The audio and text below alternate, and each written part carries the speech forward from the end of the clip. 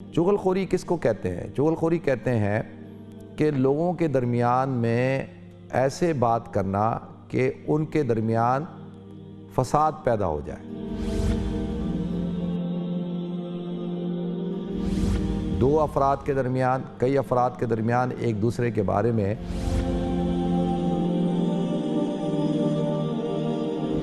ایسی گفتگو کریں کہ جس سے فساد پیدا ہو۔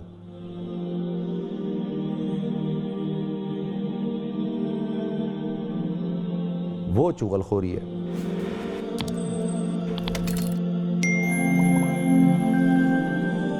الحمدللہ رب العالمین والعاقبۃ للمتقین والصلاۃ والسلام علی اشرف الانبیاء والمرسلین وعلی آلہ وصحبہ اجمعین۔ اما بعد فاعوذ باللہ السمیع العلیم من الشیطان الرجیم، بسم اللہ الرحمن الرحیم۔ یا ایھا الذین آمنوا اجتنبوا کثیرا من الظن ان بعض الظن اثم ولا تجسسوا ولا یغتب بعضکم بعضا ایحب احدکم ان یأکل لحم اخیہ میتا فکرہتموہ واتقوا اللہ ان اللہ تواب الرحیم۔ صدق اللہ العظیم۔ اللہم صلی علی محمد وعلی آل محمد کما صلیت علی ابراہیم وعلی آل ابراہیم انک حمید مجید۔ اللہم بارک علی محمد وعلی آل محمد کما بارکت علی ابراہیم وعلی آل ابراہیم انک حمید مجید۔ رب اشرح لی صدری ویسر لی امری واحلل عقدۃ من لسانی یفقہوا قولی۔ محترم ناظرین کرام، بزرگان دین اور میری عزیز ماؤں اور بہنوں، السلام علیکم ورحمۃ اللہ وبرکاتہ۔ ناظرین، اللہ رب العزت نے قرآن پاک میں ارشاد فرمایا، یا ایھا الذین آمنوا اجتنبوا کثیرا من الظن، اے لوگو اپنے آپ کو ظن سے بچاؤ۔ کس سے بچاؤ؟ یعنی لوگوں کے بارے میں جو بدگمانیاں ہیں ان سے اپنے آپ کو بچاؤ، کیونکہ جب آپ لوگوں کی ٹو میں لگتے ہیں اور لوگوں کے بارے میں ان کی پوشیدہ باتوں کے بارے میں آپ جو ہے وہ تجسس کرتے ہیں، تو کیا ہوتا ہے کہ بدگمانیاں پیدا ہوتی ہیں اور لوگوں کے درمیان نفرتیں پیدا ہوتی ہیں۔ اور اللہ تعالیٰ فرماتے ہیں ان بعض الظن اثم، کہ بہت سارے جو گمان ہیں وہ گناہ کے کام ہوتے ہیں، گناہ ہے۔ تو لہذا ظن المومنین خیرہ، مومن کے بارے میں اچھا گمان رکھو، اور اجتنبوا، بچاؤ اپنے آپ کو۔ دیکھیں، یہ جو معاشرے کے اندر فساد آپ کو نظر آ رہا ہے، خاندانوں میں جو لڑائیاں نظر آ رہی ہیں، اور میاں بیوی میں جو افتراق نظر آ رہا ہے آپ کو، سوسائٹی کے اندر ہر طرف نفرتیں جو جنم لے رہی ہیں، اس کی بنیادی وجہ کیا ہے؟ ناظرین، اس کی بہت ساری وجوہات ہیں، کیونکہ برائی کا کوئی ایک سبب تو نہیں ہوتا، اس کے تو کئی اسباب ہوتے ہیں۔ لیکن جو لڑائی، فساد اور نفرت، اس کے جو اسباب ہیں ان میں سے جو سب سے بڑا سبب ہے وہ ہے چغل خوری۔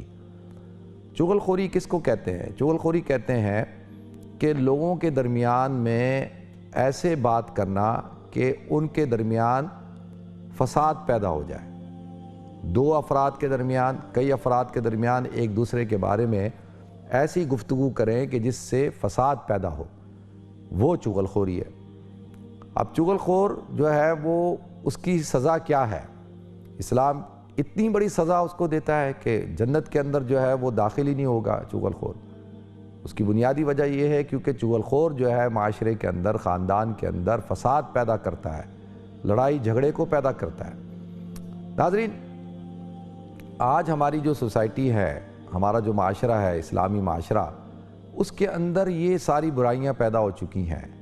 خاص طور پہ خاندانوں کے اندر یہ بیماری بہت پائی جاتی ہے۔ یہ کچھ لوگ ہوتے ہیں جن کے ساتھ یہ بیماری جو چغل خوری کی بیماری ہے، نفسیاتی طور پر ان کے ساتھ کوئی پرابلم ہوتی ہے، اور جتنا بھی کر لیں کہ ان کی کوشش یہ ہوتی ہے کہ لوگوں کے درمیان لڑائی کو پیدا کریں، لوگوں کے درمیان فساد کو پیدا کریں۔ اور سب سے بڑا فساد کیا ہے جس سے اللہ تعالیٰ ناراض ہوتے ہیں؟ وہ ہے میاں بیوی کے درمیان تفرقہ ڈال دینا، ایسی باتیں کرنا بیوی سے کہ وہ شوہر کے بارے میں بدظن ہو جائے، شوہر سے ایسی باتیں کریں کہ وہ بیوی کے بارے میں بدظن ہو جائے۔ اب آپ دیکھیں کہ کتنا دکھ ہوتا ہے کہ ہم کہنے کو مسلمان ہیں اور ہم دیندار بھی ہیں، نمازیں بھی پڑھتے ہیں، قرآن کی تلاوت بھی کرتے ہیں، اور دعویٰ کرتے ہیں کہ ہم سے بڑا دیندار کوئی نہیں، لیکن دیندار گھرانوں کے اندر یہ بیماری زیادہ پائی جاتی ہے، اور وہاں پر لوگ، خواتین جو ہے وہ ایک دوسرے کے بارے میں بات کرنا، برائی بیان کرنا. دیکھیں میں غیبت کی بات نہیں کر رہا، غیبت ایک ٹوٹلی ڈیفرنٹ چیز ہے، یہاں پر چغل خوری کی بات ہے. اور چغل خور کیا ہوتا ہے؟ وہ لوگوں کی برائیاں بیان کرتا ہے یا ایسی بات کرتا ہے کہ جس سے لوگوں کے درمیان نفرت پیدا ہو جائے، لڑائی پیدا ہو جائے. مثال کے طور پہ کہ امام غزالی رحمۃ اللہ علیہ نے ایک واقعہ لکھا ہے، کہا کہ ایک شخص تھا، اس کے پاس ایک غلام تھا، اور وہ غلام بڑی صلاحیتوں کا مالک تھا. اس زمانے میں یہی ہوتا تھا نا کہ بھئی غلام جو ہے آپ کا، اگر اس کے اندر جو ہے کئی صفات پائی جاتی ہیں اور وہ کئی کام کر سکتا ہے تو وہ آپ کو زیادہ فائدہ پہنچائے گا، آپ کے لیے زیادہ پیسے کمائے گا اور آپ کے لیے وہ راحت کا سامان پیدا کرے گا. یہ ایسی ہے جیسے آپ کے پاس کوئی ملازم ہو اور وہ ملازم جو ہے وہ آپ کے سارے کام کرتا ہو. اب میں تو دیکھیں محبت کرتا ہوں نا، لیکن اس کے ساتھ ساتھ اس کے اندر کئی صفات پائی جاتی ہیں. اب وہ الگ بات ہے کہ کچھ لوگوں کے ہمارے معاشرے کے اندر پرابلم ہو جاتی ہے. تو عرض یہ کرنا چاہ رہا ہوں میں کہ وہ ایک غلام تھا، اس کے اندر کافی اچھائیاں پائی جاتی تھیں. اور برائی کیا تھی؟ اس کے اندر برائی یہ تھی کہ وہ ایک دوسرے کی برائیاں بیان کرتا تھا، چغل خوریاں کرتا تھا. تو وہ جو مالک تھا اس نے تنگ آ کر کے اس کی روز روز کی لڑائی سے، فساد کھڑا کرنے سے اس نے اس کو بیچنے کا ارادہ کیا. تو امام غزالی رحمۃ اللہ علیہ نے یہ واقعہ لکھا ہے، وہ کہا کہ جب اس کو وہ غلام کو بیچ رہا تھا تو ایک شخص آیا، اس نے آ کے دیکھا اور اس نے غلام کا سودا کرنا چاہا. تو اس شخص نے کہا کہ بھئی یہ غلام کی ساری عادتیں ٹھیک ہیں، لیکن اس کے اندر ایک بری عادت یہ ہے کہ یہ ادھر کی بات ادھر لگاتا ہے، ادھر کی بات ادھر لگا دیتا ہے، تو یہ لوگوں کے درمیان لڑائی کراتا ہے. تو اس نے کہا ٹھیک ہے میں اس کو سنبھال لوں گا، مجھے پتہ ہے لوگوں کو کیسے ہینڈل کرنا ہوتا ہے. ٹھیک ہے، ہر آدمی دیکھیں کان کا کچا بھی نہیں ہوتا نا، بہت سارے لوگ کان کے کچے ہوتے ہیں. اب مثال کے طور پہ اب مجھے آ کے کہے کہ جی وہ فلاں بندہ جو ہے وہ یہ کہتا ہے، فلاں یہ کہتا ہے، فلاں یہ کہتا ہے، فلاں، تو میں کیا کرتا ہوں، میں پہلے سن لیتا ہوں، سننے کے بعد پھر اسی کی اصلاح کرتا ہوں. میں کہتا ہوں کتنی بری بات ہے، تم کیوں لوگوں کی باتیں کر رہے ہو، اور تمہیں ایسے نہیں کہنا چاہیے، ایسا نہیں سوچنا چاہیے. تو اب اور اکثریت ہم میں سے لوگ وہ ہوتے ہیں جو کان کے کچے ہوتے ہیں. تو اب وہ اس نے کہا نہیں میں اس کو سنبھال لوں گا. تو آتا ہے کہ وہ اس کو لے کے چلا گیا گھر میں، اور جب لے کے گیا تو دیکھا تو وہ تو غلام بڑا کام کا بندہ تھا، ہر کام کرتا تھا اور بڑا چست تھا، سارے کام کرتا تھا. تو کچھ دنوں بعد اس نے جو ہے دیکھا کہ بھائی وہ یہ تو بڑا سیٹل ہو گیا ہے. تو ایک دن کیونکہ کہتے ہیں نا کہ انسان جو ہے اس کی عادتیں بڑی مشکل سے جاتی ہیں، عادت ختم کرنا بڑا مشکل کام ہوتا ہے، اور اگر بری عادت ہو اس کو ختم کرنا تو بہت ہی مشکل کام ہے. اور جب انسان اپنی بری عادتوں پہ کنٹرول کر لیتا ہے تو پھر تو وہ اللہ کا ولی بن جاتا ہے نا. اور اصل کمال بھی یہی ہے کہ انسان اپنی بری عادتوں پہ کنٹرول کرے. تو ایک دن اس نے کیا کیا کہ غلام نے جو آقا کی جو بیوی تھی اس سے کہا کہ مجھے ایسا لگتا ہے کہ تمہارا جو شوہر ہے وہ کسی ایک اور عورت سے شادی کرنا چاہتا ہے اور تمہیں طلاق دینا چاہتا ہے. تو اس نے کہا یہ کیسے، وہ تو مجھ سے بڑی محبت کرتا ہے، ہمارا تو گھر بڑا آباد ہے. اس نے کہا نہیں، اور مجھے ایسا لگتا ہے اور میں نوٹ کر رہا ہوں کچھ عرصے سے. تو اب عورتیں بھی شکی ہوتی ہیں نا، فوراً اس کے دل میں شک آ گیا. تو اس نے کہا کہ ایسا کرو کہ تم اپنے شوہر کے بال مجھے لا کے دے دو، تھوڑے سے بال، اور میں ان بالوں پہ جو ہے وہ ایک عامل سے عمل کروا کے دے دوں گا، اس سے تمہارا شوہر تمہارے قابو میں رہے گا. اس نے کہا ٹھیک ہے، اس طرح تم ساتھ لے جاؤ، رات کو جب وہ سوئے تو اس کے بال کاٹ کے مجھے دے دینا. اب وہ خاتون جو ہے اس نے اپنے پاس اس طرح رکھا کہ بھائی رات کو جو ہے شوہر کے بال جو ہے وہ کاٹ کے دوں گی. ادھر شوہر کو کہتا ہے کہ تمہاری جو بیوی ہے اس کا چکر جو ہے کسی بندے سے چل رہا ہے، اور وہ موقع کی تلاش میں ہے، جیسے اس کو موقع ملا وہ تمہیں قتل کر دے گی، تمہاری ساری جائیداد پہ قبضہ کر لے گی اور دوسرے مرد سے شادی کر لے گی. وہ بندہ کہتا ہے کہ نہیں، میری بیوی تو مجھ سے بہت محبت کرتی ہے اور ایسا ہو نہیں سکتا. اس نے کہا دیکھ لینا رات کو جب رات کو تم سو تو سونا نہیں، سونے کی ایکٹنگ کرنا، دیکھنا کہ وہ تم پر حملہ کرے گی. اب آپ دیکھیں جب رات ہوئی تو اس نے جب سونے کی ایکٹنگ کی تو بیوی نے اس طرح نکالا بال کاٹنے کے لیے، اور جیسے ہی وہ اس طرح اس کے سر کے قریب لے کے گئی تو شوہر جاگ گیا. وہ تو سو نہیں رہا تھا، وہ تو جاگا ہوا تھا. اور اس نے اپنی بیوی کا ہاتھ پکڑ لیا اور اس نے کہا، اس کو اب شک نہیں رہا، اس کو تو یقین ہو گیا کہ واقعی میں یہ تو مجھے قتل کرنا چاہتی ہے۔ اب وہ لاکھ اس کو کہہ رہی ہے تو اس کی بات اس نے نہیں مانی اور اس نے اسی استرے سے جو ہے وہ اس اپنی بیوی کو قتل کر دیا۔ بیوی کو قتل کر دیا۔ صبح جب بیوی کے گھر والوں کو خبر ملی کہ شوہر نے ہماری بیٹی کو، بہن کو قتل کر دیا، انہوں نے آ کے اس بندے کو قتل کر دیا۔ اب آپ دیکھیں کہ ہنستا بھستا گھر جو ہے تباہ و برباد ہو گیا، صرف کس کی وجہ سے؟ ایک چغل خور کی وجہ سے۔ چغل خور نے اپنا کام تو کر دیا۔ اب سوال یہ اٹھتا ہے، کیا ہم جن کے سامنے چغل خوری کی جاتی ہے وہ کانوں کے کتنے پکے ہیں؟ اگر انسان کان کا کچا ہے تو پھر اس کو تیار رہنا چاہیے کہ وہ ہر وقت کسی نہ کسی پریشانی میں مبتلا ہوگا اور بڑی آسانی کے ساتھ لوگ اس کو ورغلا دیں گے، اور اکثریت ہم میں ایسے ہی لوگوں کی ہوتی ہے اور ہم کانوں کے بہت کچے ہوتے ہیں۔ تو لہذا ناظرین، اسی لیے اسلام میں بڑی سخت سزا ہے چغل خور کے لیے۔ حضور اکرم صلی اللہ علیہ وسلم آپ قبرستان کے پاس سے گزر رہے تھے تو آپ نے دیکھا کہ دو قبروں پہ عذاب ہو رہا ہے، اور ایک کے اوپر عذاب اس لیے ہو رہا ہے کہ وہ پیشاب کے قطروں سے اپنے آپ کو نہیں بچاتا تھا، اور دوسرے مردے کے اوپر اس لیے عذاب ہو رہا ہے کہ وہ چغل خور تھا۔ تو لہٰذا آپ دیکھیں کہ چغل خوری کی بنیاد پر قبر کا عذاب ہوتا ہے۔ تو لہذا یہ اتنا سخت سزا ہے، اتنا سخت عذاب ہے کہ اللہ تعالیٰ میری بھی حفاظت فرمائے، آپ کی بھی حفاظت فرمائے، صرف اس بنیاد پر کہ چغل خور دو افراد، دو خاندانوں کے درمیان کیا کرتا ہے؟ فساد کو پیدا کر دیتا ہے، لڑائی کو پیدا کر دیتا ہے۔ اب دیکھیں گھروں کے اندر جو نندیں ہوتی ہیں وہ بھاوج کی شکایت لگا رہی ہیں یا اس کے بارے میں باتیں کر رہی ہیں، ساس کو بہو کے خلاف ورغلا رہی ہیں، بہو کو ساس کے خلاف ورغلا رہی ہیں، اور شوہر کے کان بھر رہے ہیں ماں کے خلاف، اور ماں جو ہے وہ بیٹے کے کان بھر رہی ہے شوہر کے، بہو کے خلاف۔ تو لہذا دیکھیں گھروں کے اندر ہی اور چھوٹی چھوٹی باتوں کے اندر لڑائی کھڑی ہو گئی، فساد کھڑا ہو گیا، باتیں یہاں تک پہنچ جاتی ہیں، طلاق تک پہنچ جاتی ہیں، لڑائی جھگڑے تک پہنچ جاتی ہیں، پھر قتل و غارت گری تک پہنچ جاتی ہیں۔ آئے دن آپ سنتے رہتے ہیں کہ جی فلاں شخص نے جو ہے وہ قتل کر دیا، روز اخبار پڑھیں، روز آپ خبریں پڑھیں کہ جو ہے فلاں نے شک کی بنیاد پہ بیوی کو قتل کر دیا، بیوی نے شوہر کو قتل کر دیا، فلاں نے اپنے آشیاں اس کے ساتھ مل کے، جس سے وہ محبت کرتا ہے اس کے ساتھ مل کر جو ہے اپنے شوہر کو، بیوی کو قتل کر دیا، اور لڑائی ہو رہی ہے، جھگڑا، فساد۔ اس کی بنیادی وجہ یہی ہے کہ ہماری تربیت نہیں ہوئی۔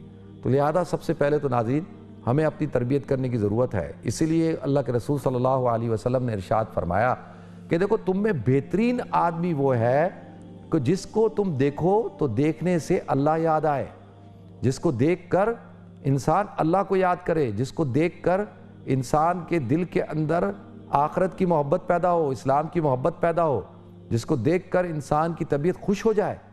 اور تم میں بدترین آدمی وہ ہے کہ جس کو دیکھ کر انسان جو ہے وہ اللہ سے دور ہو جائے، دین سے دور ہو جائے۔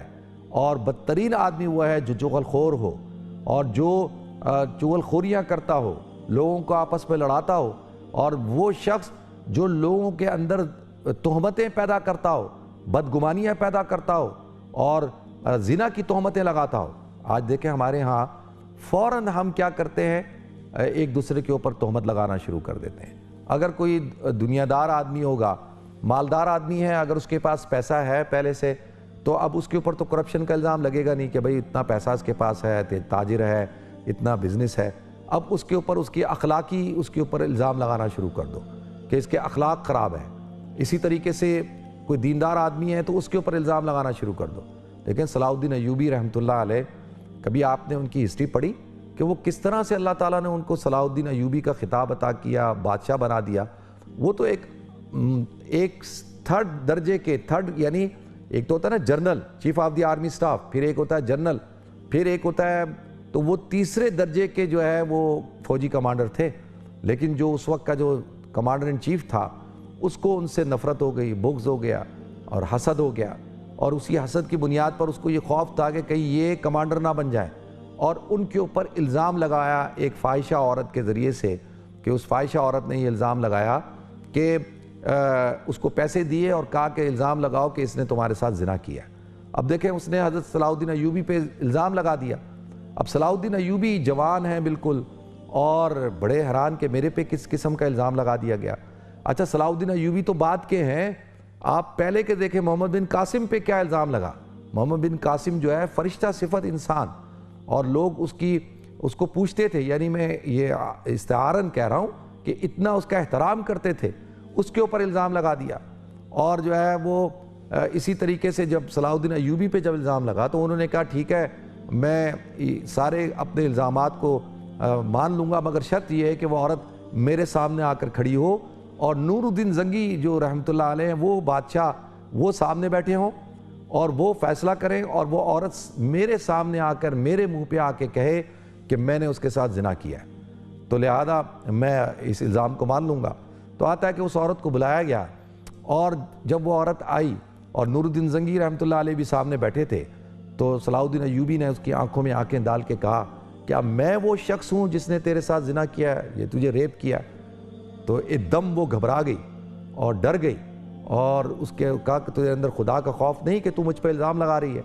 تو فوراً وہ رونے لگ گئی اور کہنے لگی نہیں، یہ جو فلاں جنرل بیٹھا ہے سامنے اس نے مجھے پیسے دیے تھے، اور میں نے جو ہے یہ پیسے لے کے آپ پہ الزام لگایا۔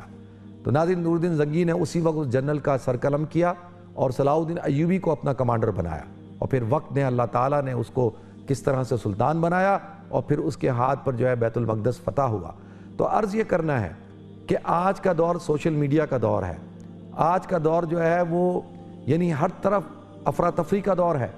آپ کسی کے اوپر بھی کوئی الزام لگا دیں، کسی کے اوپر کوئی الزام لگا دیں، وہ بیچارہ الزام تو بعد میں وہ سمجھاتا رہے گا، صفائیاں دیتا رہے گا، لیکن وہ بات پھیلتی پھیلتی کہاں تک پہنچ جائے گی، اور لوگ اس کو جو ہے سچ سمجھنا شروع کر دیں گے۔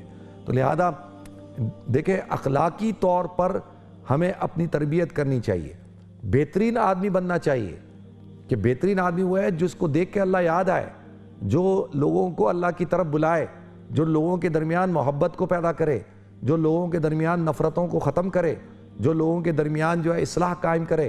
اور جو ہے یہ مومن کی شان ہے کہ وہ لوگوں کے درمیان اصلاح کرتا ہے، لوگوں کے درمیان صلح کراتا ہے، نہ کہ لوگوں کے درمیان لڑائی کراتا ہے۔ ہمارے ہاں تو خاندان کے جو بزرگ ہیں جن کی داڑیاں سفید ہو چکی ہیں، وہ خواتین جن کے قدم قبروں کے اندر ہیں، وہ جو ہے گھروں میں لڑائیاں فساد پیدا کر دیتی ہیں، اور میاں بیوی کے درمیان لڑائیاں پیدا کرتے ہیں۔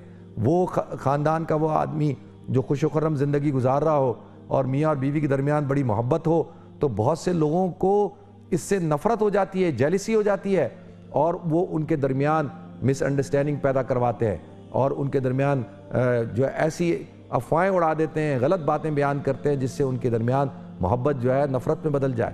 دیکھیں کتنا بڑا گناہ ہے کہ افتراق ڈالنا، چاہے وہ ساس ڈالتی ہے، چاہے وہ سسر ڈالتا ہے، چاہے وہ لڑکی کے والدین ڈالتے ہیں، چاہے وہ لڑکے کے والدین ڈالتے ہیں، چاہے وہ بہن بھائی ڈالتے ہیں، چاہے وہ اور رشتہ دار ڈالتے ہیں۔ تو لہذا گھروں کے اندر آپس میں افتراق پیدا نہ کریں، آپس میں لڑائیاں پیدا نہ کریں، چغل خوری سے کام نہ لیں، اور پھر تیار رہیں کہ جنت کے اندر چغل خور داخل نہیں ہوگا۔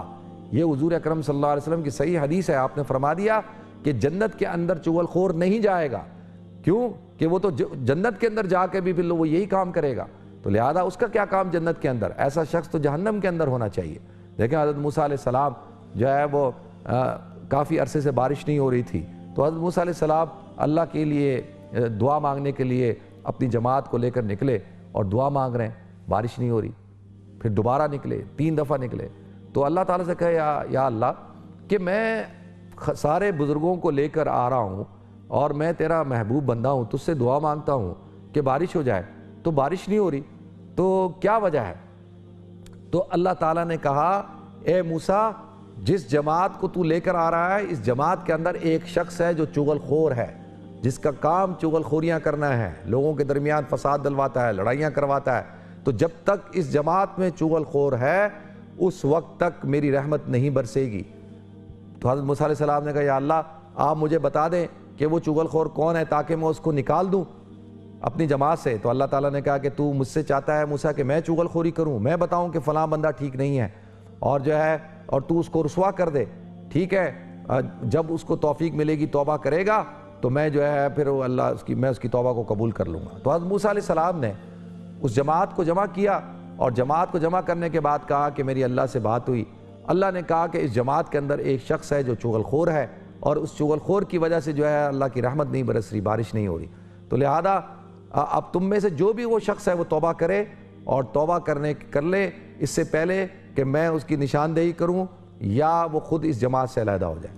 تو ایک دم وہ جو بندہ ہے جو چغل خور تھا اس نے جو ہے وہ توبہ کر لی کہ یا اللہ مجھے معاف کر دے، آج کے بعد جو ہے وہ میں کبھی بھی چغل خوری نہیں کروں گا، اور میری وجہ سے اتنی نحوست کھڑی ہو گئی، بارشیں نہیں ہو رہی، تو اللہ تو مجھے معاف کر دے اور میری توبہ کو قبول فرما۔ تو آتا ہے جیسی اس نے توبہ کی اللہ نے فوراً جو ہے وہ بارش برسانا شروع کر دی۔